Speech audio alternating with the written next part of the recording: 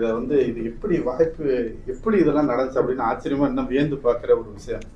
ஒரு துணிச்சலான முடிவை பெற்றோர்கள் எடுத்திருக்கிறாங்க இல்லையா? உங்களை இந்த இதுலயே முழுக்க அர்ப்பணிச்சிட்டாரு.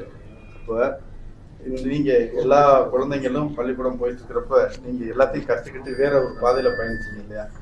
அதை வந்து நாங்க எல்லாரும் உலகமே வியக்கிற மாதிரி நாங்களும் வியப்பா பார்க்குறோம். நீங்க அப்பா இப்படி சொல்லும்போது உங்களுக்கு எப்படி இருந்தது?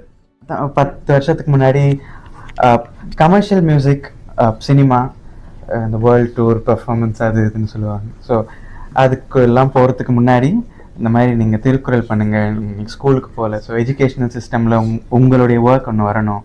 அண்ட் நான் நேற்று சொன்ன மாதிரி வீட்டுக்கு ஒரு லிரிக் ரைட்டரை கூப்பிட்டு நம்மளாம் ஒரு சுச்சுவேஷன் க்ரியேட் பண்ணி கம்போஸ் பண்ணுறதுக்கு பதிலாக ஏற்கனவே இந்த மாதிரி எக்ஸிஸ்டிங் லிட்ரரி ஒர்க்கை ஒரு மியூசிக் ஃபார்மில் கொடுக்கும்போது எல்லாருக்குமே ஈஸியாக போய் சேரும். அதுவும் திருக்குறள் மாதிரி ஒரு விஷயத்தை கொடுக்கும்போது, உலகத்திலே தலை சிறந்த நூல்னு சொல்லக்கூடிய திருக்குறள் கொடுக்கும்போது இன்னும் சாமானிய மக்களுக்கும் அதோட பொருளோடு போய் சேரும்னு தான் இந்த ஐடியா எடுத்து பண்ணோம்.